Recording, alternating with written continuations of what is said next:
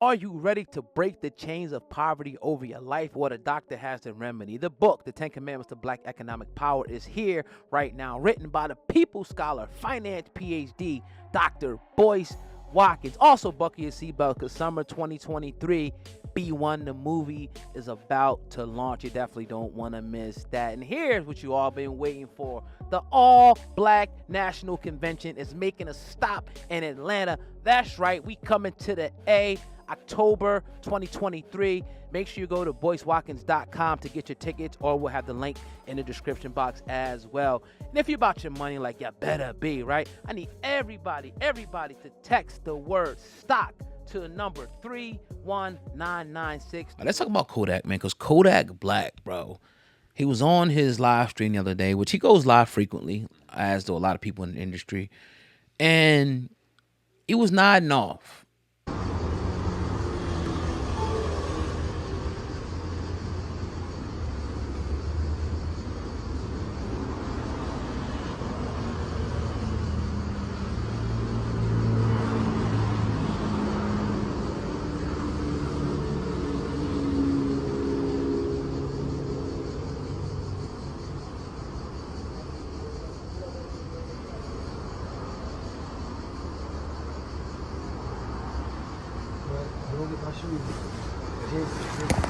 And I'm not trying to put anything on anybody name, but it looked like he was dope nodding. Dope nod could be anything from fentanyl, heroin, pills, Xanax, whatever. That's what it looked like to me. You know what I mean? And what kind of makes me even think that it was that is because if you remember when he took his drug test, he had fentanyl in his system, right? And he's struggling. Probably struggling with an addiction, struggling, you know, a young man, a lot of things on his plate. He like to get high. Shouldn't be turning on the camera, but he does. And, you know, shit, you're falling asleep on the camera, man. Kodak's been a guy that you liked a lot over the last few years, man. Obviously a very talented artist. I think he's a guy that's a character, too, as well. I think he's way more intelligent than he puts on. But I do think he's struggling with something like right now. But his fans seem worried. How do you feel about the video? How do you feel about Kodak and his issue? I don't like it. We don't know. We weren't there. We have no idea if he took anything or not. And understanding that he has a very busy schedule, being the person he is, I'm sure he's running around on tour, so you can obviously be tired. But I would hope that he wasn't that much of a social media whore to where exhausted he would turn it on and just starts falling asleep because he's so tired. Or you fucking high as a giraffe's ass. Yeah. You jump on live and out of your control, you start nodding. It's either one of the two. And I seem to kind of lean toward the latter because this brother's been through a lot. Like you said, he had fentanyl in his system, going through shit. Who knows what he's going through behind the scenes. Right. And the way that these young rappers cope with that type of shit is through alcohol, through drugs, through Absolutely. different coping mechanisms to get them completely out of their reality. And it's definitely warranted to be worried. He's young. He's very talented, but he ain't bulletproof. He's not invincible. And we've seen talented, young, smart rappers die too soon because for whatever reason, we couldn't get the reins or somebody couldn't just help that little extra mile, go that extra mile to try to get that person some help. So I don't want to see that happen for Kodak, man. I don't. Fentanyl's a coin flip. You want to say he'll be cool, but with that shit, you never know. One bad hit, and that could be your ass. We've seen that happen. So I just hope that he gets help if, in fact, he needs help. Yeah. And the people around him in his circle kind of throw him some tough love and get him that. Well, they said, I don't know if you know this, but they said, like, fentanyl is a leading cause of death between people 18 and, like, 45. Ooh. Something like that. Something like that. That's a big, big gap, man.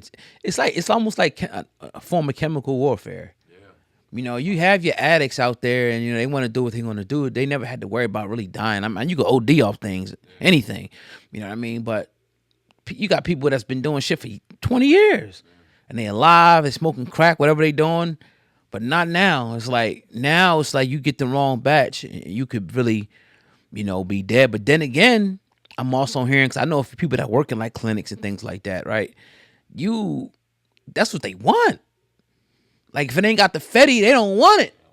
that's crazy, man. It's like that's the epidemic out here, man. And I'll say to the kids and people that's listening in, man, it ain't like before where somebody might have had an ecstasy or anything, you know what I mean? And you try, you having fun at a party. You can't do that shit no more. Like, don't take nothing nobody gives you.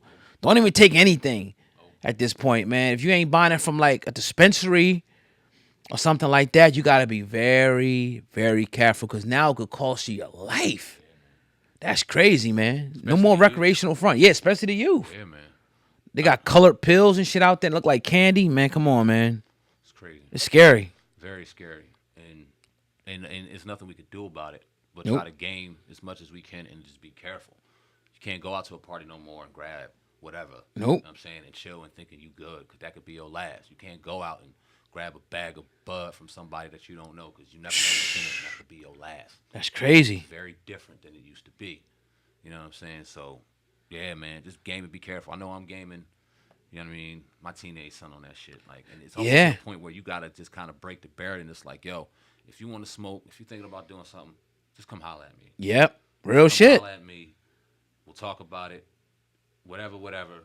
But don't go out there asking for nothing. Right. They ain't got what dad, you know what I mean, could get. So don't worry about that. But it's crazy, man. And peer pressure is wild. Yeah. I know a lot of times I have friends and they was gonna buy a 40, and we gonna get a 40 and smoke a Black and Mild. Yeah. I remember first we started smoking paper and shit, like just regular old paper and shit. Then it was the Black and Milds, and we used to send the Indian guy to the store to get us the 40. He was a drunk, and next thing you know, you drinking and you smoking and shit like that. You can't. It's not like that no more, man. It's like it's crazy, man. But yeah, that's the shit the young kids, teenagers, that's shit they get into. Exactly. You know what I mean? Exactly. And it's so accessible to them. Yeah. It was there. Yep. I seen a bus get a confiscate. It had to be at least 60 fucking vapes. Oh, that's In yeah. middle school, bro. It wasn't even high school.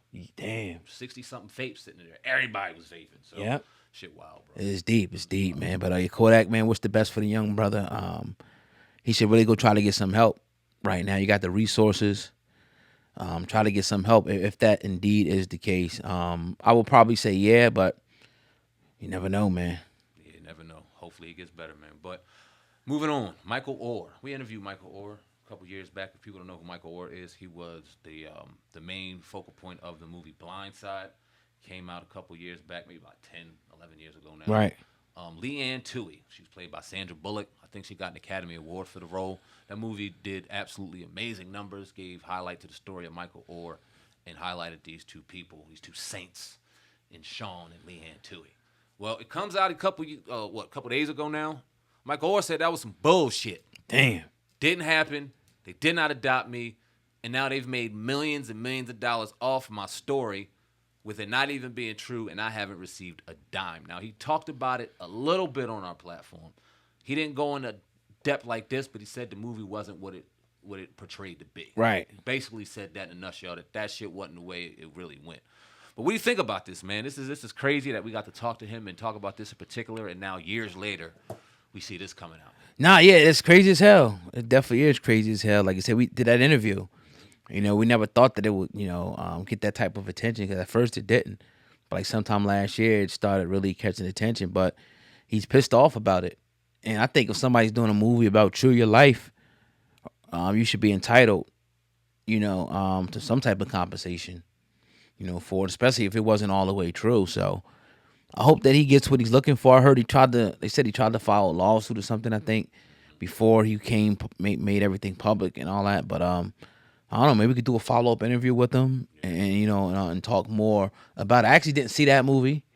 You see? Yeah, I didn't see that. I'm sure I didn't. I got to go check it out, so I can't really speak too much more on it. But I mean, they made him look like a big John Coffey, slow, oh yeah, goofy bull. Oh wow! They came and kind of took him in and right, trained him how to play ball and got him into being a beast that he was today. I mean, it really went from this was a big dumb homeless kid, right, that they brought in and saved. And oh wow, it's a touching really? Story, but okay. You know what I'm saying? Now, the Tui family is saying that Michael Orr made outlandish and hurtful, absurd claims in court, and he actually tried to shake them down for $15 million. Yeah.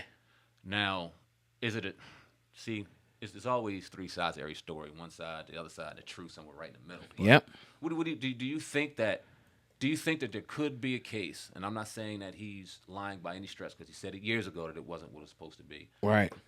that brother got on the hard times, lost some of that NFL money, is pissed off that they never gave him anything, and now he's trying to shake him down. You think that could be a situation or a case? Could be. Anything I think is possible. Just like all these court cases, man, and stuff, you gotta wait and see. Yeah. Just to really wait and see the outcome of these cases and discovery and things like that, and what argument is actually going to be presented in court if it ever makes it to that.